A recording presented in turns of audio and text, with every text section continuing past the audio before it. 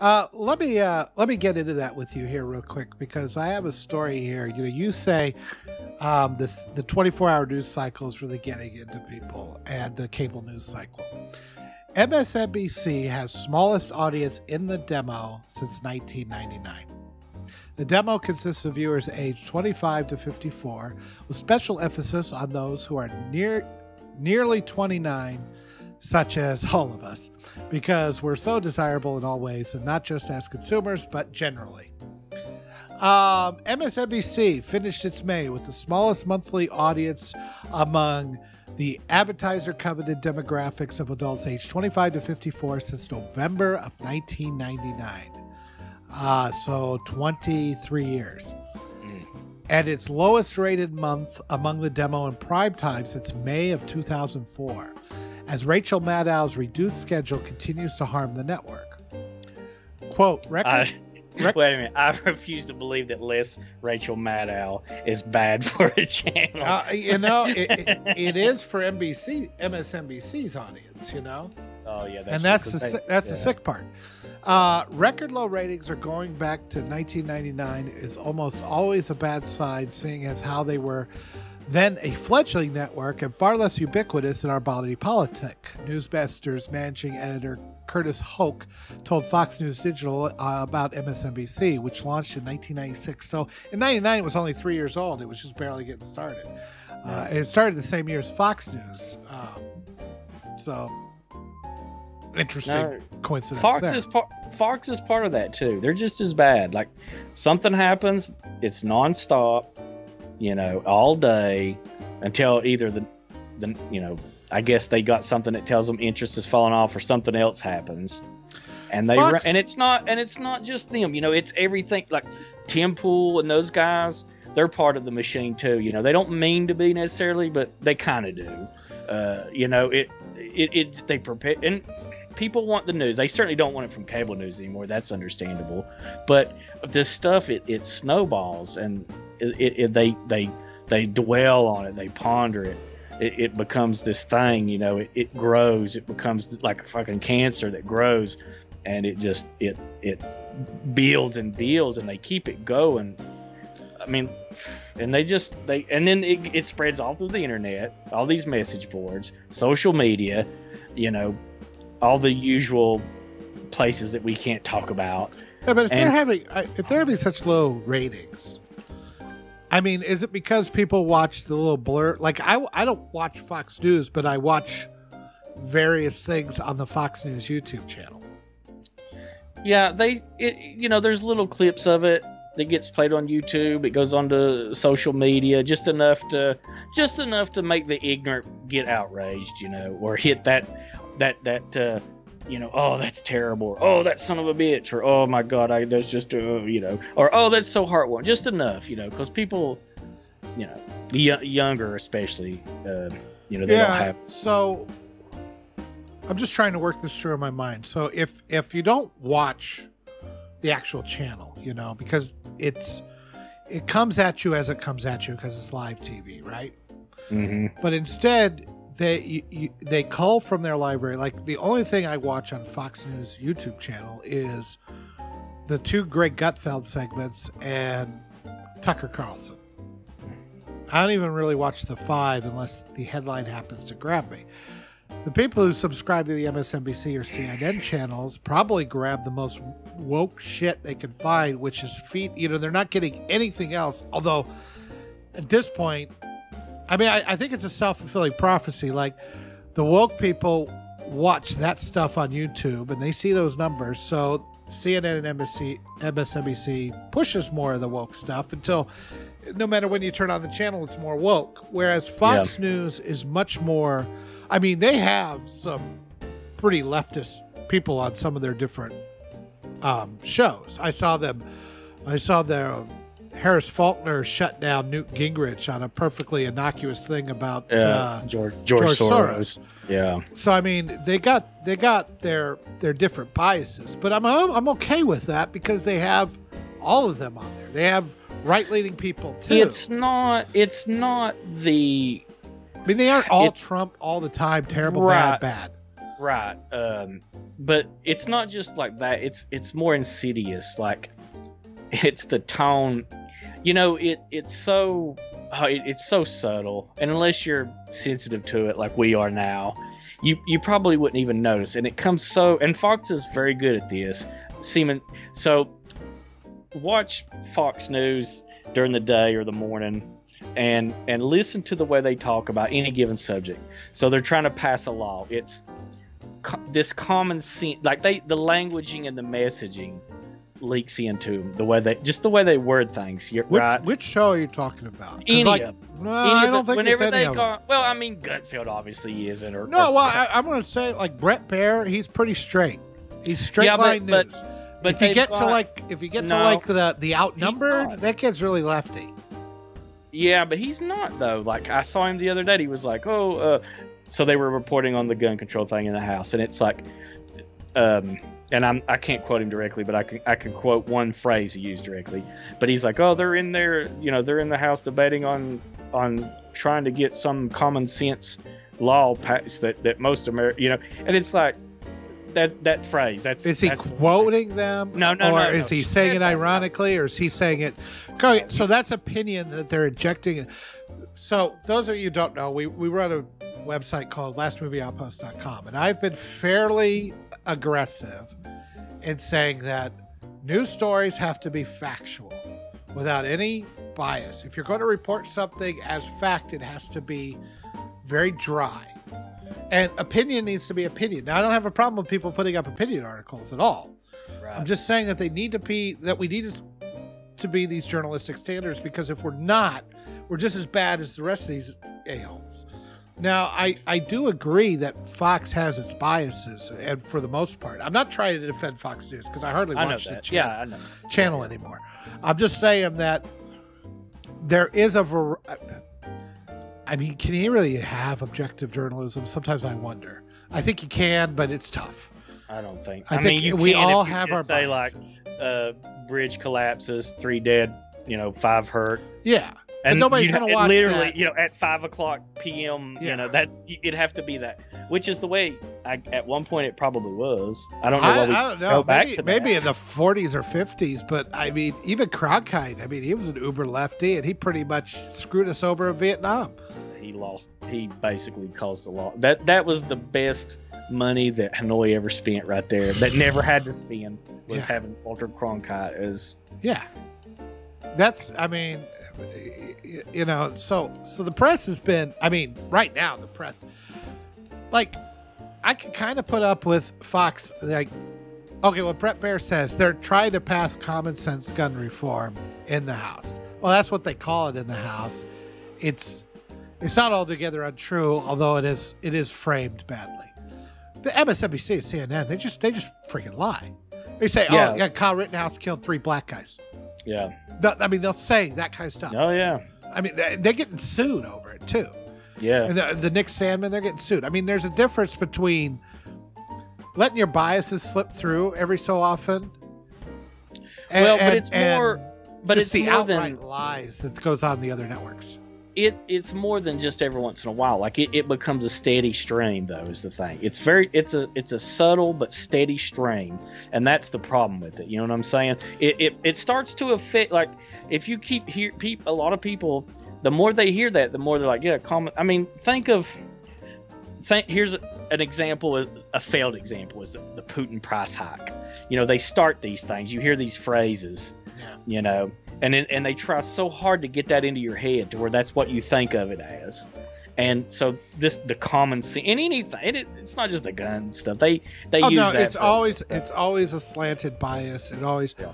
I don't remember seeing just the incompetence though that we see now. Say what you will. They were all lefties. They were all defending Clinton, but they were covering Clinton when he was getting impeached. Yeah. They were going into every salacious detail. Now they can't even be bothered to Google the facts correctly. Oh well, it's on purpose. It's not incompetence. You're some of it's incompetence. No, there's no need to choose, sir. Yeah, there's that saying, never confuse maliciousness with incompetence. No, I submit to you that in 2022, it's never confuse incompetence for what is really maliciousness. It's definitely malicious. I don't disagree. But I also think, I mean, there's like innocuous stories where they don't really have any motive to be malicious. Well, that, and it's yeah, just, that. and it's still just a complete and utter fuck up. Yeah, that's in those cases. Yeah, but if it's anything that matters or might somehow influence policy or something, then it's absolutely always it is. You know? And it's why people are starting to go to YouTube, and it's why people are, you know, because there's guys like us sitting in our bedrooms just trying to figure out what the actual truth is, you know, and we just want to solve problems.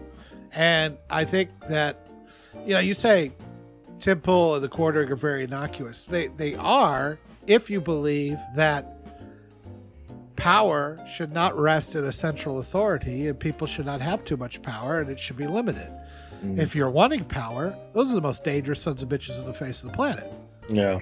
And that's what's happening with the internet is people like us are getting more and more people to listen because we are trying to be authentic. We are trying to find the truth as best we can. I mean, I'm willing to have my mind changed on things. I think I already know everything, but I mean, you know, you don't. That's the thing. That's the joke. You know, you don't know everything. You gotta, you know, there's always new information. I was full on Iraq War supporter when it first happened.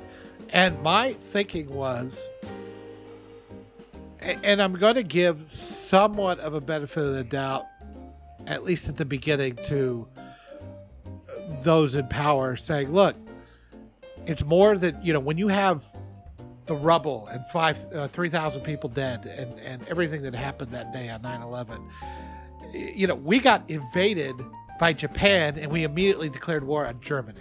You know, it wasn't that easy to just go back and start, you know, we had to fight a war everywhere. And then after the war is over, we go into Germany, we go into Japan, we help them rebuild, they become allies. And so my thinking was, yeah, we could do this. Not understanding that the Islamic world is just don't have the same values as we do. And they don't, and then you realize how important that when the oil is traded on the dollar, how important it is to keep the dollar afloat, because if they start getting off the dollar, that's why Libya got, that's why Gaddafi got killed. Yeah, a lot of people are really black-pilled when they learn about the petrodollar. Yeah, and then I start looking back at it, I was like, man, this was the war, and it went on longer than any other war we've been in. How long were we in Afghanistan? 20 years. 20 years, yeah. And it was the worst mistake.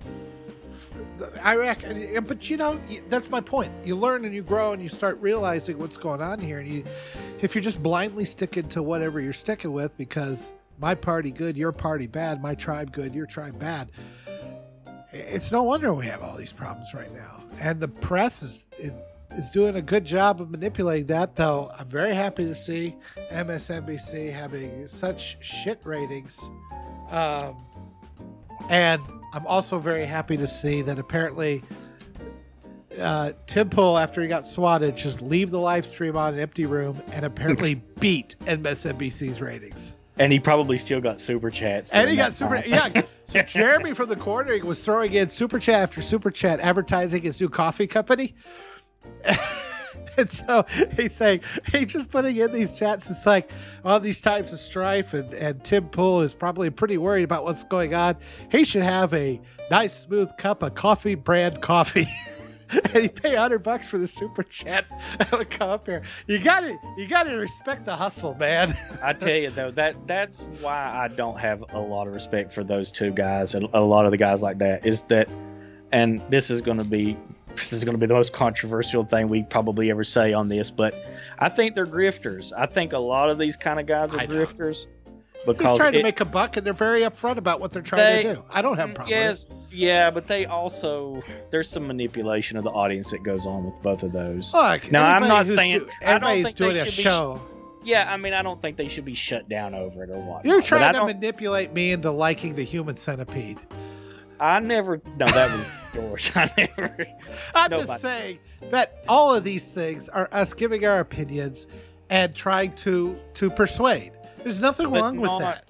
But not for direct monetary gain. Speak for yourself, man. Oh, if I get monetized, I'm going to take it. I forgot. Yeah. Look, right. money is Bougie. what, You got to pay for those fancy new razors somehow. that's right. Jeremy's razors. You know they're not sponsoring you yet. Well, Don't you give know, them look, to make, I mean, Tim Pool's very honest about it. He's like, he's not buying infinity pools. He's putting the money into building a new news organization, same as Daily Wire and some of these others. I mean, you need money to do this. I don't, you know. Yeah. You want to say, are they enriching themselves? If they're enriching themselves to build something bigger and better, something that has lasting and good consequences on the planet. What's the problem? Are they just building their own thing so they can't be canceled? So YouTube or Google can't. What's wrong with that? Nothing. I just want to. I mean, I'm trying to understand why you think there's some sinister thing behind wanting to not be canceled. I'm sorry. I did not mean to imply that there was something sinister about it.